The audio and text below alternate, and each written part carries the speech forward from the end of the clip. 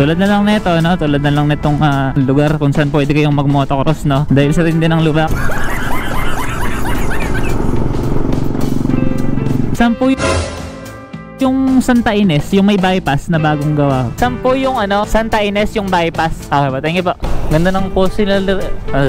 Ganda ng post nila rito. May mga solar.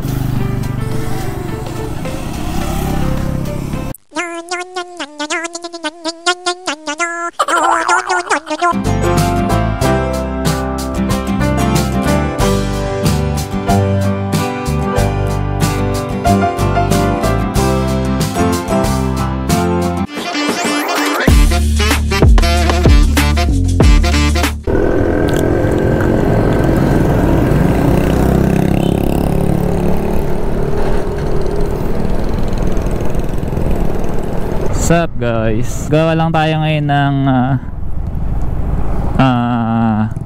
short vlog. Punta tayo dun sa may bago nating na discover, nakita lang natin sa FB, yung bypass dun na ginawang parke o tambayan ng mga tao, no, sa part ng Cabiao. Yung way ata na yun, kung di ako nagkakamali, is connected dun papunta sa may Gapan. Hindi ko alam kung open na siya tapos dinadaanan na siya talaga ng mga sasakyan or bagong gawa lang. Interesting lang, parang meron ron, mga nakatambay na mga nagtitinda ng mga street food, parang ganon, o kung ano-ano mang pagkain yun, di ko alam. Sa mga bago pa lang dyan guys, huwag niyo kalimutan mag-subscribe sa ating YouTube channel, tapos panoorin nyo na rin yung mga previous video natin, saka yung mga susunod pa nating videos na i-upload dito sa ating channel. Gusto nyo makapag-explore, no, na hindi umaalis, medyo nag-share tayo ng mga napupuntahan natin, tulad na lang nito, no, tulad na lang nitong lugar kung saan pwede kayong mag-motocross, no, dahil sa tindi ng lubak. Di ba? Araw-araw na kalbaryo sa mga dumadaan dito. Hindi na naayos sa patong traffic dahil may ginagawang daanan dun sa may kabila. Pero at least diba okay na, inaayos na nila. Kaya nangyayari dito napupunta lahat ng mga sasakyan, dito sila umiikot, lalo yung mga malalaking truck.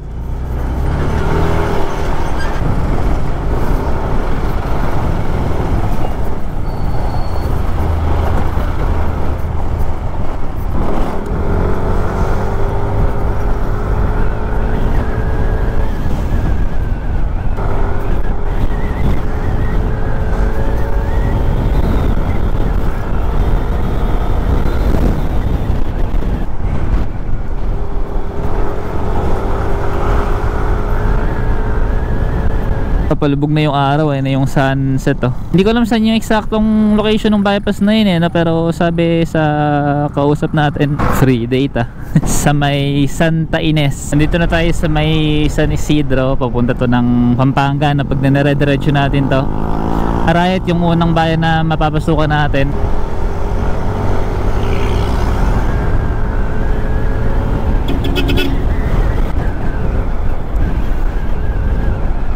Tanong tayo, saan po yung Santa Ines, yung may bypass na bagong gawa? Cabiao. Malayo pa po yun? Lapas pa kayo ng City ng Cabiao. Okay po, salamat po. Saan po yung Santa Ines, yung bypass? Dire-diretso lang ba? Kaliwa pa ako dyan? Okay po, thank you po.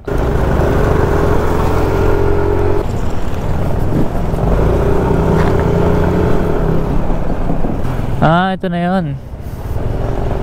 Anong meron dito? Wala lang, tambayan lang.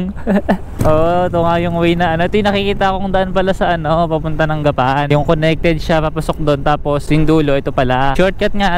Ganda ng post nila. Ganda ng post nila rito, may mga solar. Kaya pala maganda yung kuha ng mga nagpupunta rito kapag kagabi, maliwanag. Sa taas ng post nila. Subukan natin kumuha dito ng drone hanggat maliwanag pa. Let's go, let's go. Dito na lang, wala na rito, puro bilihan pala rito, Tapos ito nga yung Arayat, kitang kita,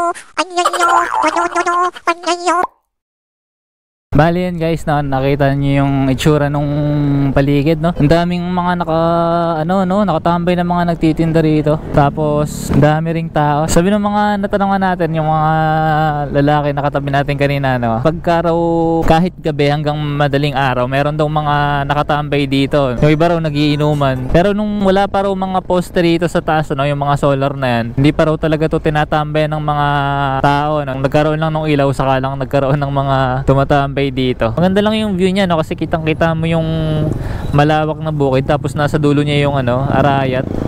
Ayos din no? 6:20 na. Dito na tayo mag-outro, di na tayo mag-video sa pag-uwi natin. Sa mga nakapanood ng ating video, panoorin nyo na rin guys yung iba nating video sa ating channel at pakisubscribe na rin guys, no? Palike na rin yung ating mga video. Hanggang sa susunod nating episode. This is the Motovlog. Ride safe. Ride safe. Ayun, ride safe. Bye bye guys.